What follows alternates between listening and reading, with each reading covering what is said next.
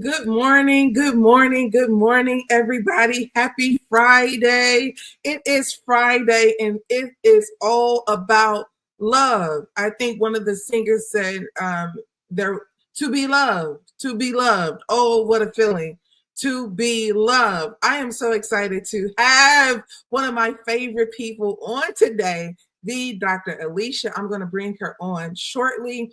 You already know what we do when we do this here on the Madam President Morning Show. You know what we do. We have got to start the show with our theme music.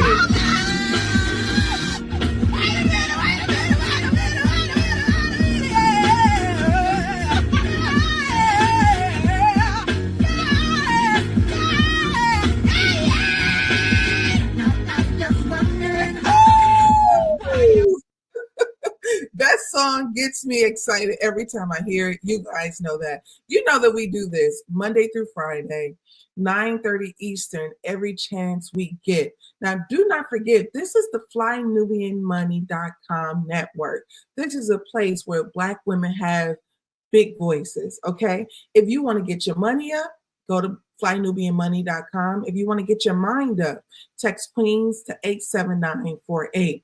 If you want to keep up with Madam President, text Madam to 87948. Also, here is what I would like to say. I almost forgot. Before I go any further, let me do our prayer. Heavenly Father, thank you so much for this Friday. We appreciate you. We value you. We just ask for your continuous grace and your mercy and your peace. Allow us to show up how you see us to show up the right way every day. In your name we pray. Amen. So now that I got that out the way, I would like to bring on the Dr. Alicia Watkins. Woo! Play that intro song again. What? I feel like I was grooving to it. How you doing? Yeah.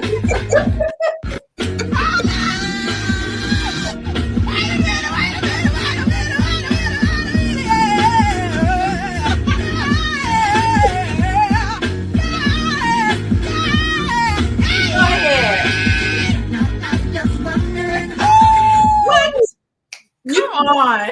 Oh my God, Dr. Alicia, do you know, I just think Black people are just so talented, because this woman did that song, picking up her friend, pulling up in the car. She just she did all types of, vocals that you just this is just your talent, just pure talent. Let me tell you, Black people, my favorite people. I'm glad to have you. Oh my gosh. Exactly. I'm so glad to have you this morning. I really do appreciate you so very, very much. I have a banner for you too. Woo, look at that. Yeah, coaching with Dr. Alicia. Well, I don't want to hold you long. This segment is strictly about the psychology of love, healing, heartbreak, and the science of healthy relationship. I just know that when I think about love, when I think about the mind, you being a doctor, a psychiatrist, psychologist, you know more about these things than just a person who talks about it from a place of feelings, So I was just like, well, I want to get a smart woman up in here to talk about the science of it all. So let me just ask you this. What is the psychology or the scientific background of the feeling of love? Let me tell you. Okay, so we got to put it in a song. Okay. You know that song by Lauryn Hill where she says, "It could all be so simple, but you'd rather make it hard." Yes. Come on. That song won a Grammy for a reason.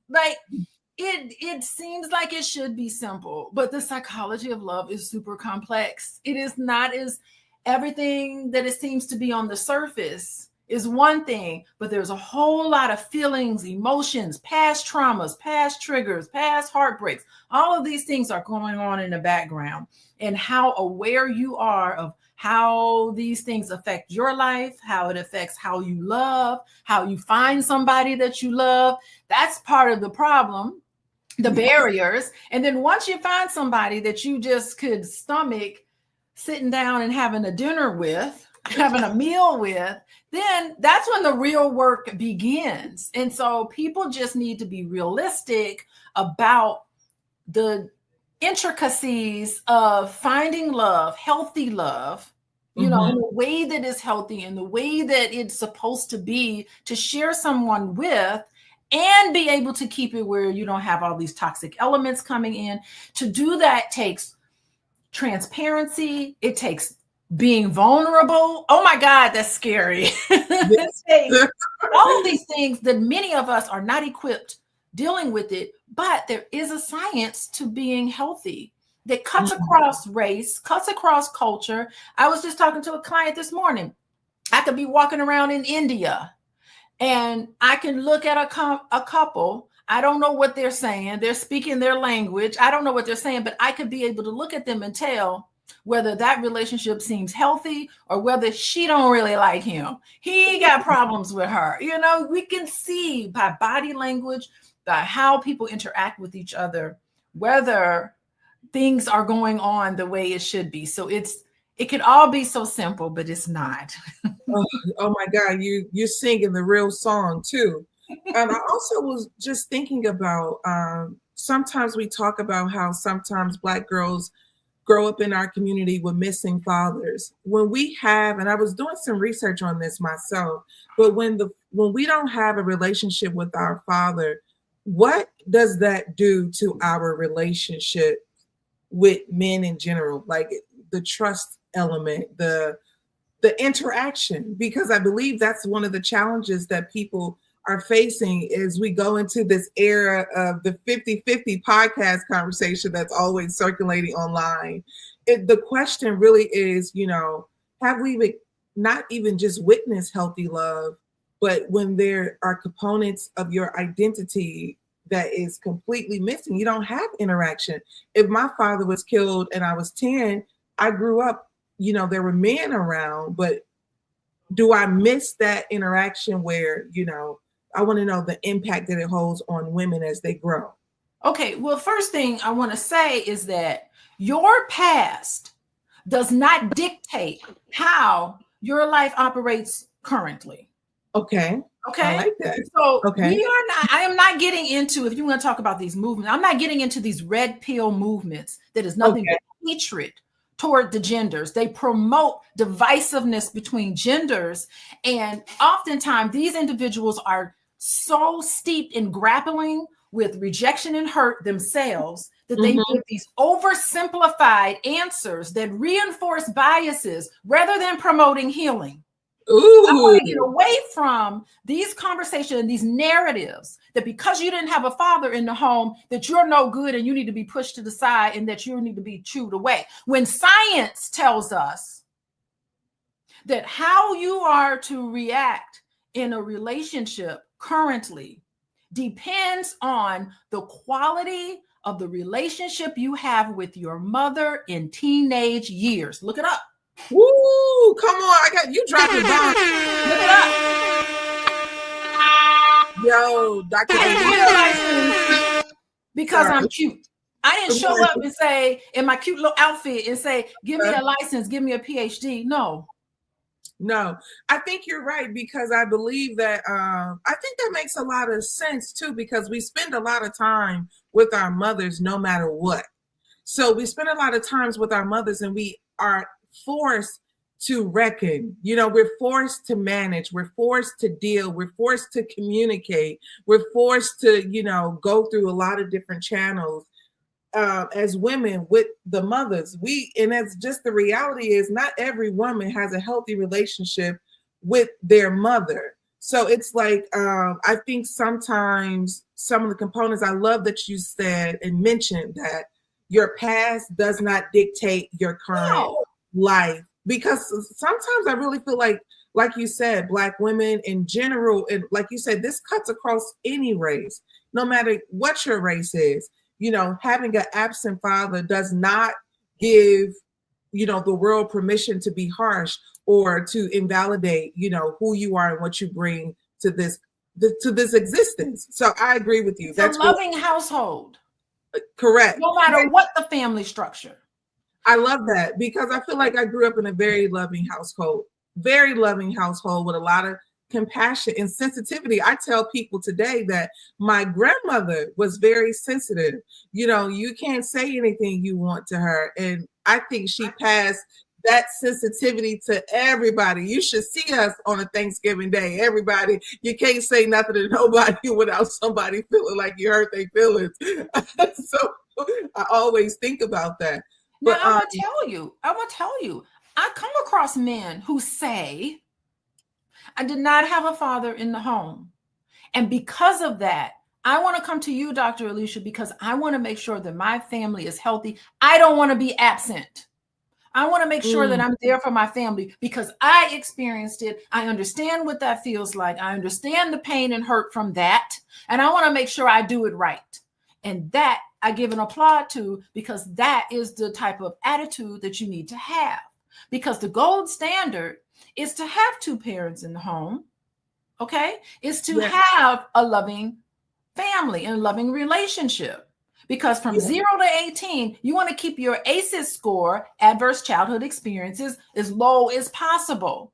But there are people who believe they grab only onto one concept of family structure, and they think that everybody else that don't follow some prescriptive family structure is garbage. Yes, you're right about that. That's not true. So let me ask you this. Yes. People always say, you know, how does childhood trauma show up in our romantic relationships? And what are the first steps to breaking toxic patterns? Okay, well, first of all, if you grew up traumatized as a child, your outlook on the world is that I live in a world that's dangerous. So when you start to feel like you live in a dangerous world, you need to start looking at some of scary instances that happened to you that made you form these perspectives. So if you feel like the world is not to be trusted, if you feel like there's nothing but betrayal and that everybody is out to get you because you never really had a calm, peaceful, wonderful childhood like this, where you've been able to see the world in its totality, but if not, it's distorted. It gives you cognitive distortions. And if you haven't had a chance to process it, because let's just face it, there's no such thing as a perfect childhood. You need to have a space to process all of these imperfections that happen to you. And when you can process it, that's when you can start seeing the world in its whole totality and be able to learn how to trust, because you have to be vulnerable. You can't get into a relationship with somebody if you're not willing to be vulnerable. How's that person supposed to know you? How are you supposed to get to know yourself? How are you supposed to get know another person when you have all of these trust issues because you have this belief that the world is dangerous? Wow. Wow. And you know, speaking of this, first of all, let's give you some more hand claps because you're preaching.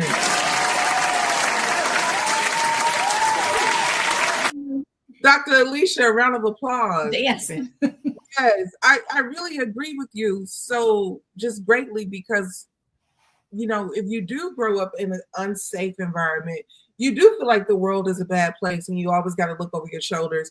And if you have that personality and you are bringing that into your relationships, whether you know it or not, you're bringing that into the interaction. You're bringing that if you don't feel like you can trust anyone, then you probably aren't easily being vulnerable. You're probably withholding. And that's a good point, that in order for a person to get to know you, there has to be some level of vulnerability there. I got another question for you. In the age of social media and instant gratification, what's the best way to build a truly deep and lasting connection? Truly deep and lasting connection in the age of social media, you have to be deliberate. You have to really be deliberate in your interactions with people because social media is supposed to like make us have more free time because we're able to do things a lot faster. We're able to report things faster, but that's not what's happening, right? So you need to be more deliberate in your interactions with people, the amount of time that you have to really socialize and connect with individuals on a personal level. You got to be able to do that. And you have to be able to put the phones down. You have to be able to look somebody in the face, and you have to be able to have an interaction with that person. in having the back and forth that's necessary in there to feel good about yourself and to connect with other people. So now is the time where we have to set up some boundaries, digital boundaries, and negotiate those things and get that going. And it's possible to have these conversations. And we all need to have human touch and physical touch, and we need these things. So it's becoming more deliberate in our conversations and in our interactions with each other. Oh, I love that so much. We have to be deliberate on that. Yes. You can't go around that. You can't fake the funk on that. Let me ask you, this is a really good question. I only have a couple more for you because I want to make sure that I know you got quite a busy day, but what is the biggest misconception women have about love that keeps them in a cycle of disappointment? Cycle of disappointment. Well, you know what? A lot of women are in denial about the men that they're dating. I confront a lot of women, and I say, well, if he's shown you who he is and he's not taking accountability for it, things are happening that deep down inside that goes against you, and you feel the need to silence yourself. Why are you suppressing that? You know something's not right. You need to face things. A lot of women feel like their job is to keep everybody together, to keep everybody silent while toxic behaviors are happening, not calling it out, not addressing the real issues, but want to keep this kind of outside. Talk about social media. Everybody's interested in having this social media love affair, like they're putting everything is all perfect out there, but no, and I'm real. I keep it real. I will disagree with my husband online. And you have to do it in a way that's respectful, of course, but I'm not going to silence myself. I'm not going to become something that I'm not. There's going to be healthy dialogue as much as possible and repair as much as possible. But I think the issue is not to be in denial, not to have these defenses come up that gets in the way with how you really feel about what's going on. So a lot of women need to step out of denial and start accepting the way things are, because that's the first step in changing things, is to accept it and make things healthier. There's a science to healthy relationships, and it can happen. I love that. I believe it too. I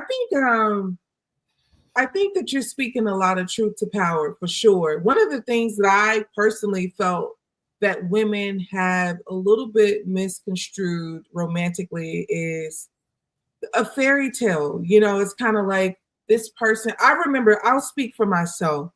I remember feeling like a person didn't love me if they weren't, overly affectionate, or if they wasn't verbalizing that they love me. Those things mattered to me, but I had to learn, like, this is called reassurance. Why do you require so much reassurance? Okay, well, that is you're moving from an abandonment space.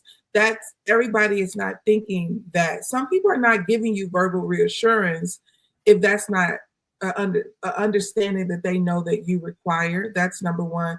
And number two, people love you and they don't always make you feel loved. And I'm not speaking from abuse, but I think that you, as a married woman with, children, you love everybody in the house, but there's some days you are not, telling folks, hey, pick that up out of love. People can easily misconstrue how you may feel in moments, or throughout the day when you're not really giving them that much attention, because, Dr. Alicia could be giving her clients attention. So it's like, knowing what you require as a grown woman is important. You can't put that off on many other people. Right. That's just something that I would like to add to, your sermon. Yes, you know what? Abandonment is a childhood issue that you need to come to terms with. And as a result, you need to start parenting yourself through abandonment issues, because as an adult, no one can really abandon you as an adult. Okay? They can leave you.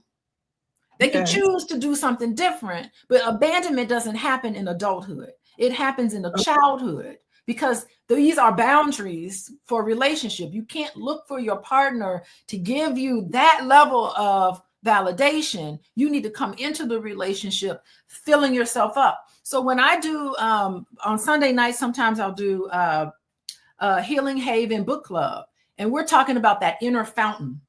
You got to keep that fountain going on inner side. And if you tune in, we talk all about how to deal with your own abandonment issues by loving yourself and parenting yourself and giving yourself the attention that you never got, the validation you can give yourself, so that you can have your internal fountain going on, because you can't look for a partner to fill up this fountain from within, because you're putting too much on that other person. Correct. There. Mm-hmm. Mm-hmm. Yeah, I agree. I'm going to ask you this one final question, Dr. Alicia. If you can give every woman one psychological truth about love that will change her life forever, what would it be? You know what I would say? Self-care is self-love. Mm-hmm. Okay. I think getting into self-love is so important. What happens with a lot of Black women in particular? You alluded to this before and you were spot on. That was the other part of your question that you asked me before, was as Black women, we carry the emotional load of everybody in the household. We are the center of everything, as it should be, because I think it's okay, because I have been to households where there have been Greek household culturally. I've been to Italian. One of my really good friends was Italian. And you go to her house and those women were running those houses. You know what I mean? So why is it derogatory when Black women do it, but not derogatory when you have Greek culture, Italian culture? Oh, dare I say Hispanic culture? Hispanic women are running them households and everybody falls in line, right? So some of these things are cultural, but at the same time, carrying on as culturally as it is, it's not negative. It is positive, because we need to have the nurturing there. But Black women really need to know about self-love. And it doesn't have to cost a lot of money. It could be a bath. It could be just spending time with yourself, giving back to yourself, filling yourself up, that fountain from within, so you're not depleted. And then, I know I can get tired. That's a signal to me when I'm tired, when I get annoyed with all the mess in the house. And I'm like, you know what? This is a signal that I'm tired and I'm not having a good day. I need to go take a bath and go to bed and worry about it in the morning. And guess what? In the morning, it's not so bad. So you have to have a way of a self-care plan and stick to that plan, because you got to put yourself first. Black women, let's put ourselves first, because we're socialized into putting everybody else first. And sometimes it goes without the level of appreciation and gratitude that we deserve. Absolutely. Well, Dr. Alicia, I would like to say that I just love you. I love who you are. I love what you represent. And I appreciate you so much for being here today. This wouldn't have happened without you. People know exactly where to find you. Dr. Alicia online is coaching with Dr. Alicia on all social media platforms. Follow me on Instagram, please. And come to the Black Love Weekend. We talk about this and then some this weekend. And you can get the recordings if you're busy. And you're trying to find somebody, come to the Black Love Weekend. It's this weekend. Okay, absolutely. Make sure you all hit the Black Love Weekend this weekend. Log on with Coaching with Dr. Alicia on Instagram. Connect with her, follow her. And remember, only love is light. Keep that in mind. Love is light. Love produces so many beautiful things. So when we lead with love, when we act out of love, there are so many good things that comes behind it. When we act out all of the other things, the insecurities, the uncertainty, the anger, that's when we are doing opposite of love. So remember, if you can be love, you can get love. All right, guys, I'm Madam President. You all have a good weekend. We out.